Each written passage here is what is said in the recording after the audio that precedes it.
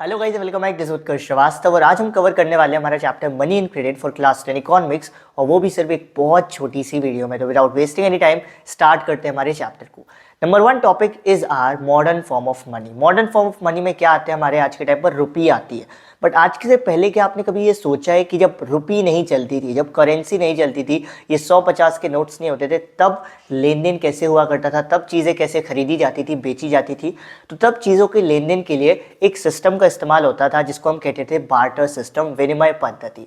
Barter system में क्या होता था? हम चीज़ों के बदले में चीज़ों को खरीदते थे। सपोज करो आप आइसक्रीम वाले हो और मुझे आपसे आइसक्रीम लेनी है, तो मैं क्या करूँगा? मैं आपसे आइसक्रीम ले लूँगा और उसके बदले में आपको कोई और चीज़ जैसे कि बर्तन या कोई अनाज, चावल, गेहूँ, ऐसा कुछ दे दूंगा।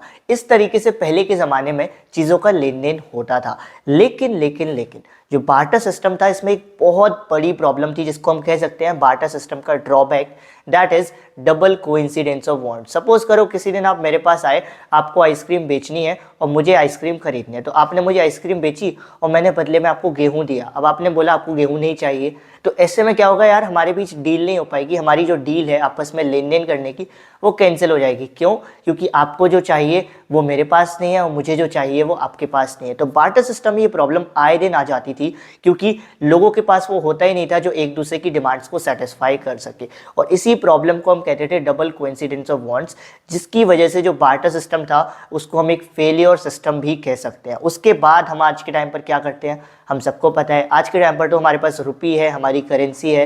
लाइक अमेरिका में जाओगे तो डॉलर है, इंडिया में जाओगे तो रुपी है, जिसकी मदद से आप कहीं पर भी जाओ कोई भी पेमेंट कर सकते हो। हमारे इंडिया में जो करेंसी इस्तेमाल होती है वो कौन सी होती है? नोट्स और क्वाइन वाली होती है। लाइक 5-10 रुपए के क्वाइन होते हैं, 100-200 की नोट्स होते हैं। ओके, तो हमारे इंडिया की करेंसी क्या है? रुपी है। रुपी किस फॉर्म में इस्तेमाल होती है? नोट्स में और क्वाइंस में।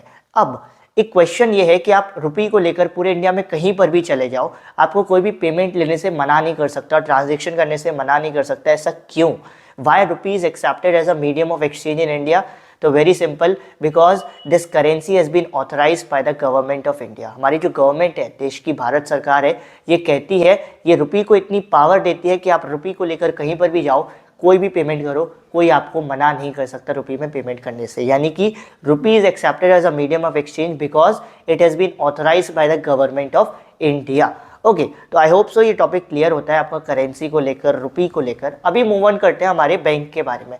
अब हम बैंक के बारे में ओवरऑल यहाँ से समझना स्टार्ट करेंगे। देखो, बैंक में जाने वाले दो लोग होते हैं। पहले होते हैं जो लोग पैसा जमा करने जाते हैं, जिनको हम डिपॉजिटर कहते हैं। दूसरे होते हैं जो बैंक से पैसा लेने जाते हैं, जिनको हम बोरोवर कहते हैं। तो बेसिकली अगर मैं पूछूं तो आप बैंक में पैसे जमा करने क्यों जाते हो? क्योंकि कहीं ना कहीं आपके पास थोड़ा सा एक्स्ट्रा पैसा होता होगा ना यार, तभी तो पैसे जमा करने जाते हो। बैंक से कोई पैसा लेने क्यों जाता है? क्योंकि उसको पैसे की ज़रूरत है। और बैंक में कोई पैसा जमा करने क्यों जाता है? क्योंकि उसके पास एक्स्ट्रा पैसा है। सपोज करो अब आपकी सैलरी आती है हर महीने पहली तारीख पे और आपकी सैलरी है 90,000।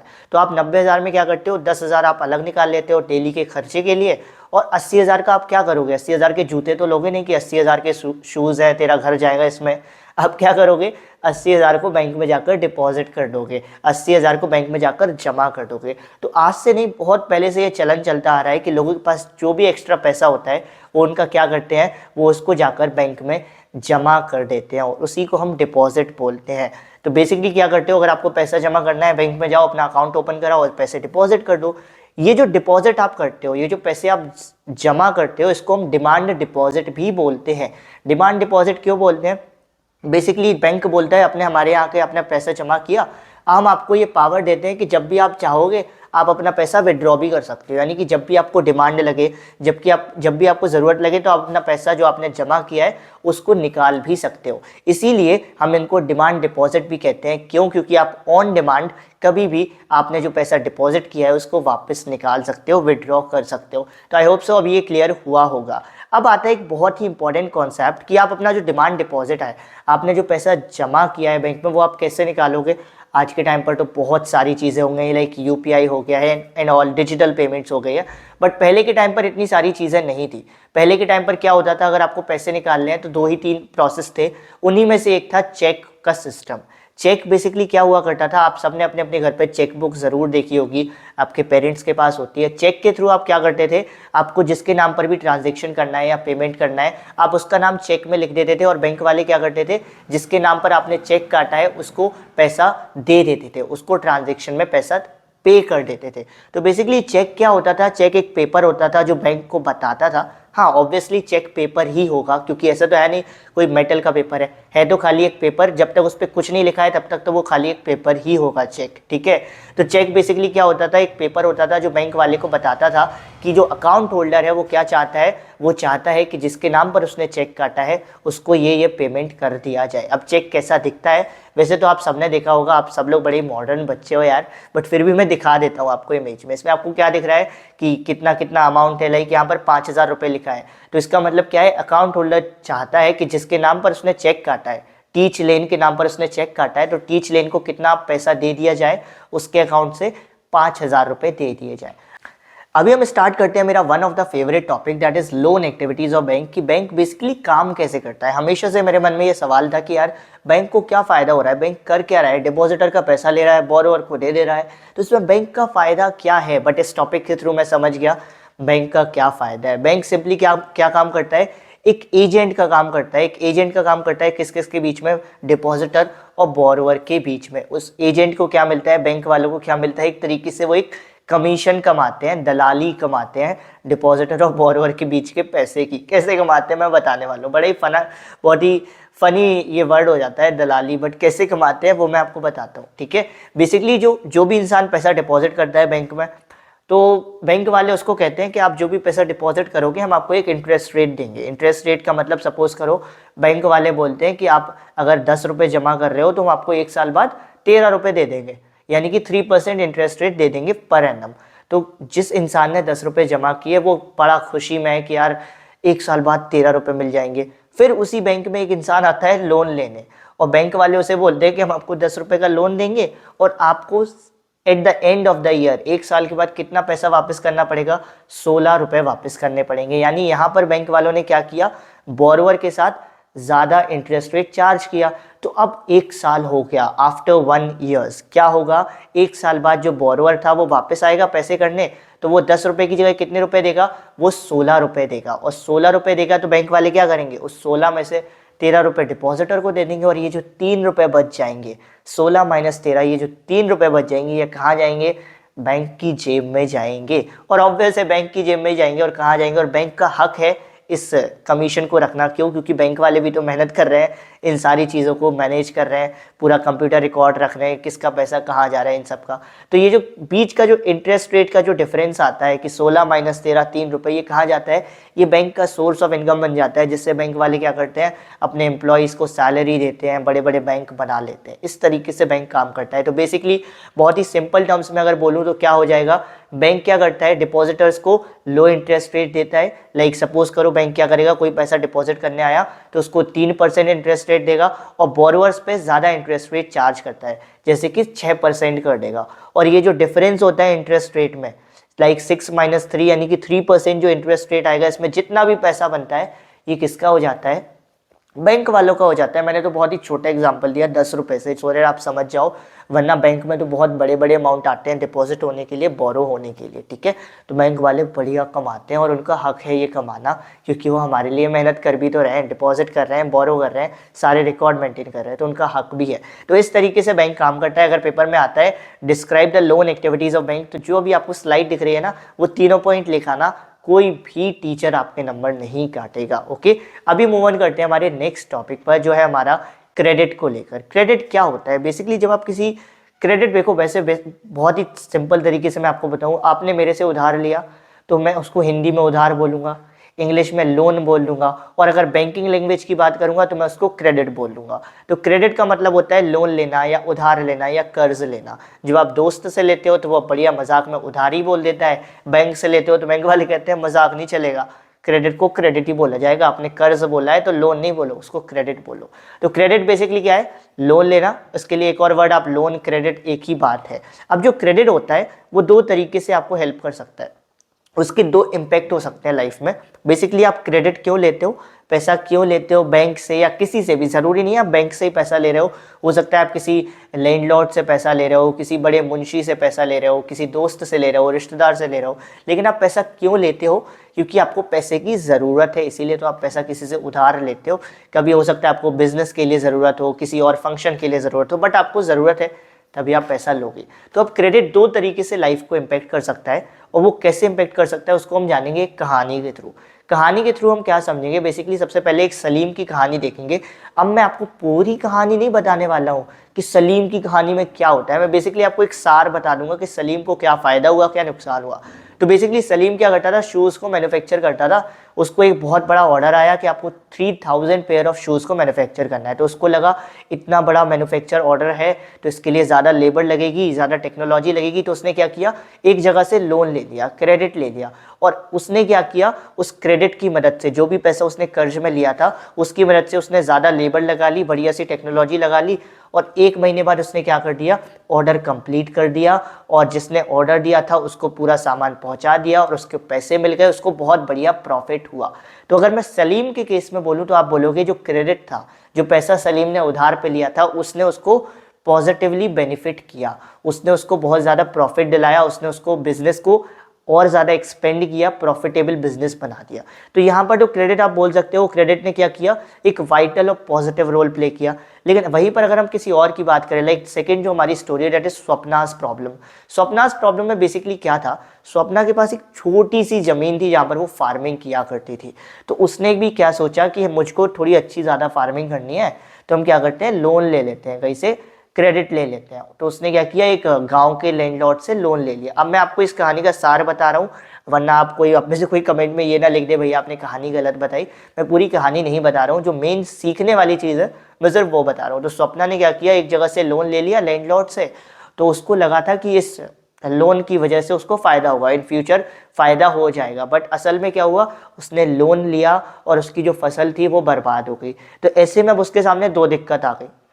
पहली दिक्कत कि एक तो उसकी फसल बर्बाद हो गई तो वो लॉस में चली गई, और दूसरी बड़ी दिक्कत कि जो उसने लोन लिया था अब वो उसको वापस कैसे करेगी, क्योंकि वो वापस तो तभी करती ना जब वो उसमें से कुछ कमाती, कुछ प्रॉफिट होता। तो ऐसे में अगर मैं बोलूँ उसने क्या किया, उसने सोचा कि चलो एक और बार लोन ले लेते हैं, हो सकता है इससे क्या हो जाए, थोड़ा सा बेनिफिट हो जाएगा, अब अगली बार जो फसल होगी वो अच्छी हो जाएगी। बट उससे भी कुछ फ़ायदा नहीं हुआ। तो ऐसे में जो स्वप्ना थी उस पर मेन क्या दिक्कत आ गई, प्रॉफिट भी नहीं हुआ, पूरा उसकी फार्मिंग भी खराब हो गई, और लोन वापस करने लायक भी वो नहीं बची। तो ऐसे केस में क्या हुआ, उसके सामने एक ऐसी सिचुएशन आ गई जहाँ पर उसको अपनी ज़मीन को ही बेचना पड़ा, तब जाकर वो अपने लोन को वापस कर पाई। तो अगर मैं स्वप्ना की बात करूँ तो स्वप्ना के केस में आप क्या बोलोगे, यहाँ पर जो क्रेडिट था उसने एक नेगेटिव रोल प्ले किया, उसकी वजह से स्वप्ना एक ऐसी सिचुएशन में चली गई जो बहुत ही दर्दनाक थी, बहुत ही खराब थी। एक ऐसी सिचुएशन को हम डेब्ट ट्रैप भी बोलते हैं, DEBT TRAP, यानी कि डेब्ट का मतलब कर्ज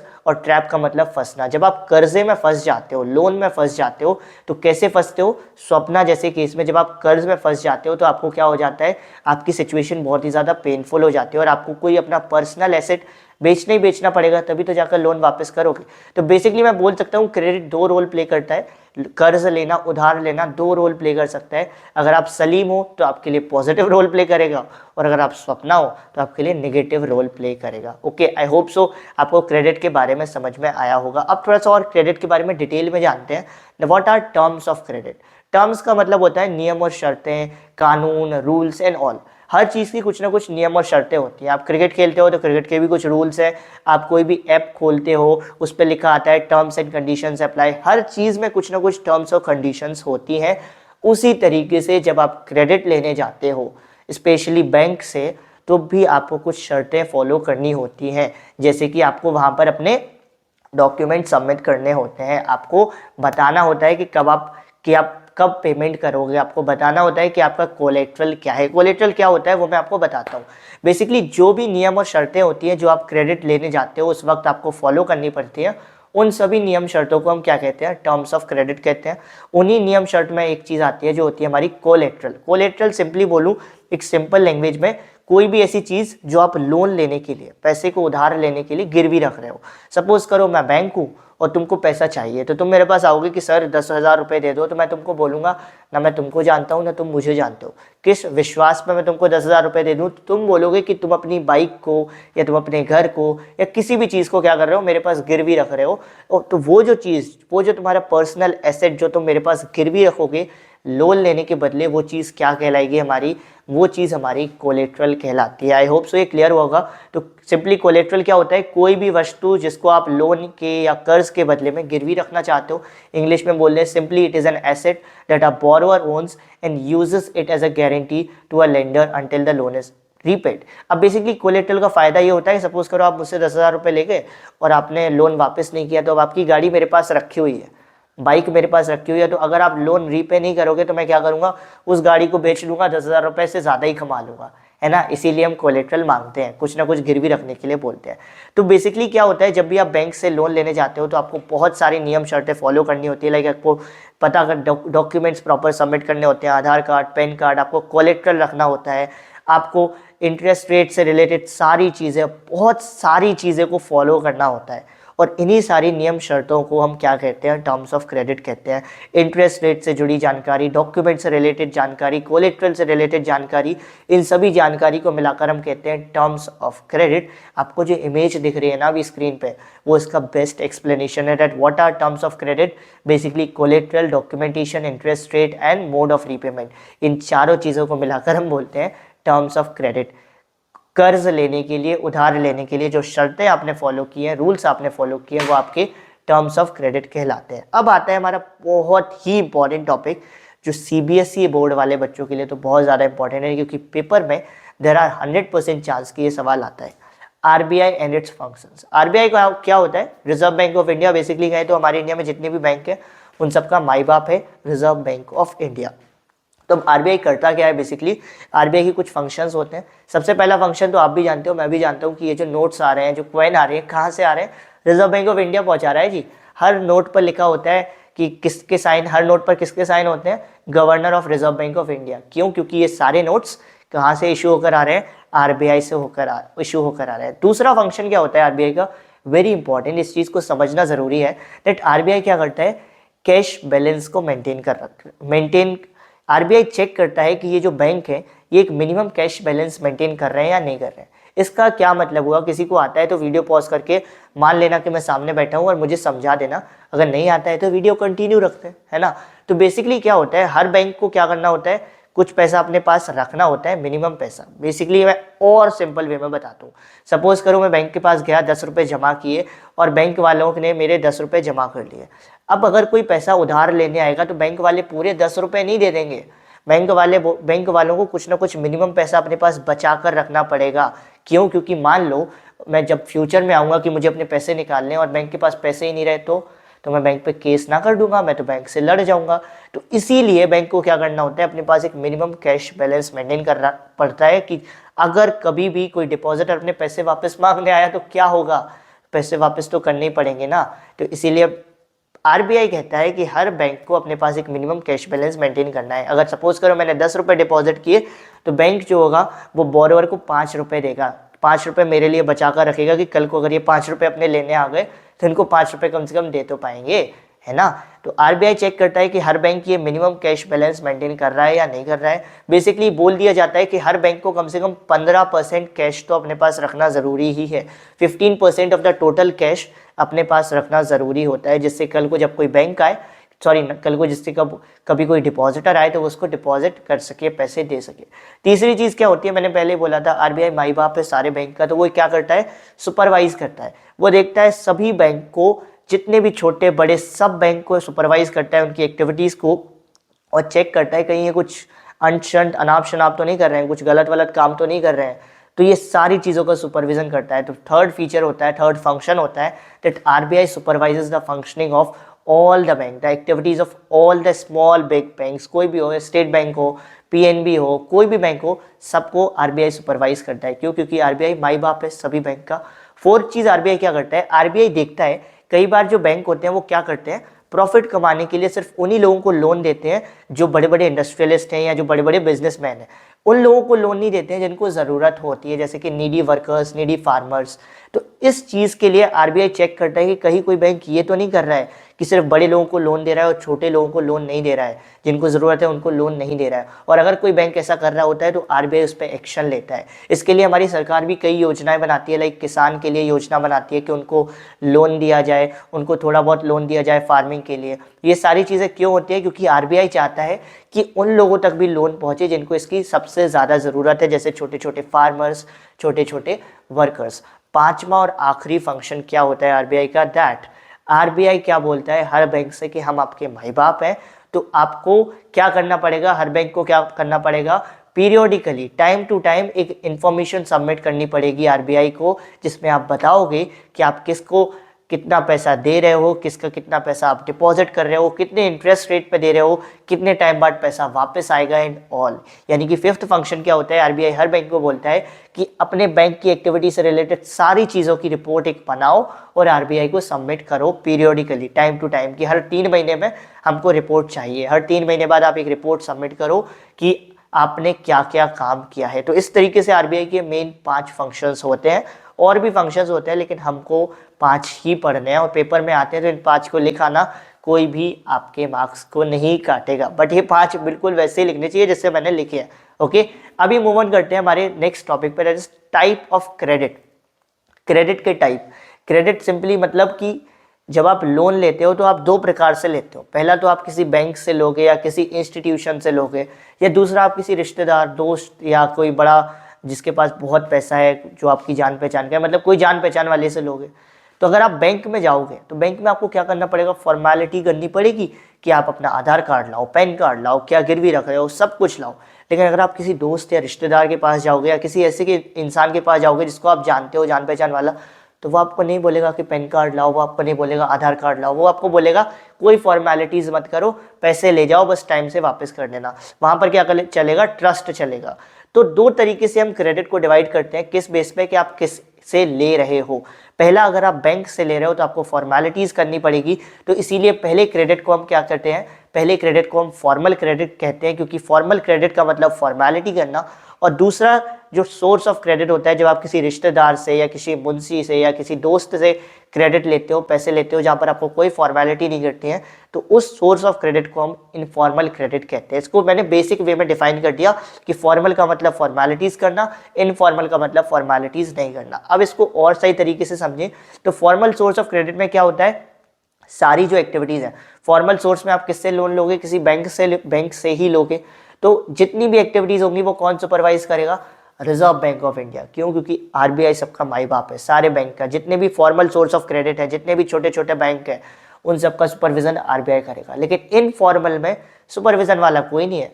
सपोज करो आपने किसी से पैसे लिए और कल को वो आपसे पैसे वापस मांगने आ गया, तो आप कंप्लेन नहीं कर सकते कि ये पैसे वापस मांगने आ रहे हैं। क्यों? क्योंकि यहाँ पर कोई सुपरवाइज करने वाला नहीं है। यहाँ पर जिसने पैसा आपको दिया है वही भगवान है, वही सब कुछ है, वही आपका मालिक है। तो फॉर्मल सोर्स ऑफ क्रेडिट में सुपरविजन के लिए आरबीआई होता है, जो सब चीज़ों को देखता है कि सारी चीज़ें फ्री एंड फेयर हो रही हैं या नहीं। इनफॉर्मल में ऐसा कुछ नहीं होता, कोई भी गुंडागर्दी करके आपसे पैसे छीन लेगा, कभी भी वापस मांग लेगा।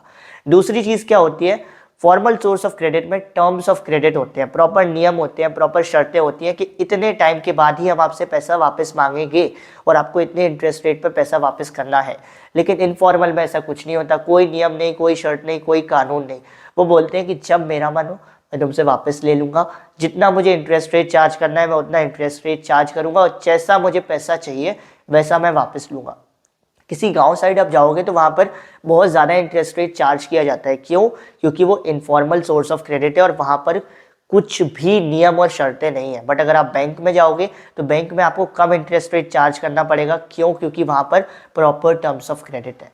तीसरा जो बात होती है फॉर्मल सोर्स ऑफ क्रेडिट में, क्या होता है कि जो फॉर्मल सोर्स ऑफ क्रेडिट है या बैंक है, वहाँ पर आपके साथ कोई भी गलत एक्टिविटी नहीं हो सकती। आपसे अगर बैंक को पैसे वापस भी लेने और आप वापस नहीं कर रहे हो, तब भी बैंक क्या करेगा, कानूनी तरीके अपनाएगा, फ्री एंड फेयर तरीके से चीज़ों को करेगा। क्यों? क्योंकि आरबीआई सारी एक्टिविटीज़ को देख रहा है, सबकी देखभाल कर रहा है, सारे बैंक की, जो कहता है कि आपको सारे नियम कायदे फॉलो करने हैं। लेकिन इनफॉर्मल सोर्स ऑफ क्रेडिट में अगर आपने क्रेडिट नहीं दिया, अगर आपने पैसे वापस नहीं किए, लोन वापस नहीं किया, तो भैया कुछ भी हो सकता है, आप अपनी जान के स्वयं जिम्मेदार हो। वो आके तुमको मारेगा, कुछ भी करेगा, तुम कुछ नहीं कह सकते हो। क्यों? क्योंकि वहाँ पर कोई भी नियम शर्तें नहीं है, कोई भी सुपरवाइज करने वाला नहीं है। अगर तुम सोचो कि पुलिस के पास जाओगे तो पुलिस भी तुमको यही बोलेगी कि भाई जब पैसा वापस करने की एबिलिटी नहीं थी तो क्यों पैसा लिया।